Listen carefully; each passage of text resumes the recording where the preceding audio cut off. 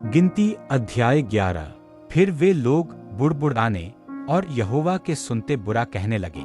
निदान यहोवा ने सुना और उसका कोप भड़क उठा, और यहोवा की आग उनके मध्य जल उठी और छावनी के एक किनारे से भस्म करने लगी। तब मूसा के पास आकर चिल्लाए, और मूसा ने यहोवा से प्रार्थना की। तब वह आग बुझ गई और उस स्थान का नाम तबीरा पड़ा, क्योंकि यहोवा की आग उनमें जल उठी थी। फिर जो मिलीजुली भीड़ उनके साथ थी वह कामुकता करने लगी, और इस्राएली भी फिर रोने और कहने लगे कि हमें मांस खाने को कौन देगा। हमें वे मछलियां स्मरण है जो हम मिस्र में सेंतमेत खाया करते थे, और वे खीरे और खरबूजे और गंदने और प्याज और लहसुन भी। परंतु अब हमारा जी घबरा गया है, यहाँ पर इस मन्ना को छोड़ और कुछ भी देख नहीं पड़ता। मन्ना तो धनिये के समान था और उसका रंग रूप मोती का सा था। लोग इधर उधर जाकर उसे बटोरते और चक्की में पीसते व ओखली में कूटते थे, फिर तसले में पकाते और उसके फुलके बनाते थे, और उसका स्वाद तेल में बने हुए पुए का सा था। और रात को छावनी में ओस पड़ती थी तब उसके साथ मन्ना भी गिरता था। और मूसा ने सब घरानों के आदमियों को अपने अपने डेरे के द्वार पर रोते सुना, और यहोवा का कोप अत्यंत भड़का, और मूसा को भी बुरा मालूम हुआ। तब मूसा ने यहोवा से कहा, तू अपने दास से यह बुरा व्यवहार क्यों करता है? और क्या कारण है कि मैंने तेरी दृष्टि में अनुग्रह नहीं पाया, कि तूने इन सब लोगों का भार मुझ पर डाला है? क्या ये सब लोग मेरे ही कोख में पड़े थे? क्या मैं ही ने उनको उत्पन्न किया?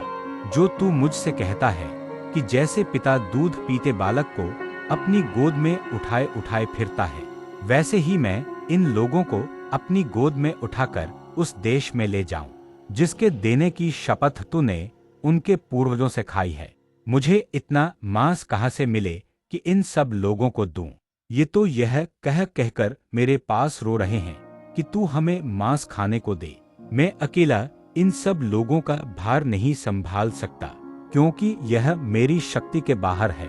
और जो तुझे मेरे साथ यही व्यवहार करना है, तो मुझ पर तेरा इतना अनुग्रह हो कि तू मेरे प्राण एकदम ले ले, जिससे मैं अपनी दुर्दशा न देखने पाऊं। यहोवा ने मूसा से कहा, इस्राएली पुरनियों में से 70 ऐसे पुरुष मेरे पास इकट्ठे कर, जिनको तू जानता है कि वे प्रजा के पुरनिये और उनके सरदार हैं, और मिलाप वाले तंबू के पास ले आ, कि वे तेरे साथ यहाँ खड़े हों। तब मैं उतरकर तुझसे वहाँ बातें करूँगा, और जो आत्मा तुझ में है उसमें से कुछ लेकर उनमें समवाऊंगा, और वे इन लोगों का भार तेरे संग उठाए रहेंगे, और तुझे उसको अकेले उठाना न पड़ेगा। और लोगों से कह, कल के लिए अपने को पवित्र करो, तब तुम्हें मांस खाने को मिलेगा, क्योंकि तुम यहोवा के सुनते हुए यह कह कहकर रोए हो कि हमें मांस खाने को कौन देगा। हम मिस्र ही में भले थे, सो यहोवा तुमको मांस खाने को देगा और तुम खाना।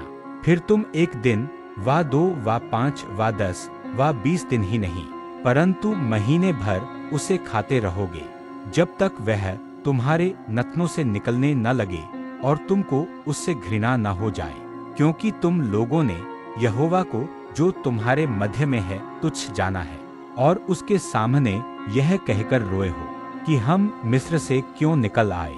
फिर मूसा ने कहा, जिन लोगों के बीच में हूँ उनमें से 6 लाख तो प्यादे ही हैं, और तूने कहा है कि मैं उन्हें इतना मांस दूंगा कि वे महीने भर उसे खाते ही रहेंगे। क्या वे सब भेड़ बकरी गाय बैल उनके लिए मारे जाएं कि उनको मांस मिले? वा क्या समुद्र की सब मछलियां उनके लिए इकट्ठी की जाए कि उनको मांस मिले? यहोवा ने मूसा से कहा, क्या यहोवा का हाथ छोटा हो गया है? अब तू देखेगा कि मेरा वचन जो मैंने तुझ से कहा है वह पूरा होता है कि नहीं। तब मूसा ने बाहर जाकर प्रजा के लोगों को यहोवा की बातें कह सुनाई, और उनके पुरनियों में से 70 पुरुष इकट्ठे करके तंबू के चारों ओर खड़े किए। तब यहोवा बादल में होकर उतरा और उसने मूसा से बातें की, और जो आत्मा उसमें थी उसमें से लेकर उन 70 पुरनियों में समवा दिया। और जब वह आत्मा उनमें आई तब वे नबूवत करने लगे, परंतु फिर और कभी न की। परंतु 2 मनुष्य छावनी में रह गए थे, जिसमें से एक का नाम एल्दाद और दूसरे का मेदाद था। उनमें भी आत्मा आई। ये भी उन्हीं में से थे जिनके नाम लिख लिए गए थे, पर तंबू के पास न गए थे, और वे छावनी ही में नबूवत करने लगे। तब किसी जवान ने दौड़कर मूसा को बतलाया कि एल्दाद और मेदाद छावनी में नबूवत कर रहे हैं। तब नून का पुत्र यहोशू, जो मूसा का टहलुआ और उसके चुने हुए वीरों में से था, उसने मूसा से कहा, हे मेरे स्वामी मूसा, उनको रोक दे। मूसा ने उनसे कहा, क्या तू मेरे कारण जलता है? भला होता कि यहोवा की सारी प्रजा के लोग नबी होते, और यहोवा अपना आत्मा उन सबों में संवा देता। तब फिर मूसा इस्राएल के पुरनियों समेत छावनी में चला गया। तब यहोवा की ओर से एक बड़ी आंधी आई, और वह समुद्र से बटेरें उड़ा के छावनी पर और उसके चारों ओर इतनी ले आईं कि वे इधर उधर एक दिन के मार्ग तक भूमि पर 2 हाथ के लगभग ऊंचे तक छा गए।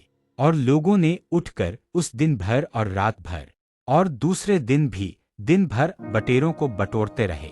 जिसने कम से कम बटोरा उसने 10 होमेर बटोरा, और उन्होंने उन्हें छावनी के चारों ओर फैला दिया। मांस उनके मुंह ही में था, और वे उसे खाने न पाए थे कि यहोवा का कोप उन पर भड़क उठा, और उसने उनको बहुत बड़ी मार से मारा। और उस स्थान का नाम किब्रोत तावा पड़ा, क्योंकि जिन लोगों ने कामुकता की थी उनको वहां मिट्टी दी गई। फिर इस्राएली किब्रोत तावा से प्रस्थान करके हसेरोत में पहुंचे और वहीं रहे।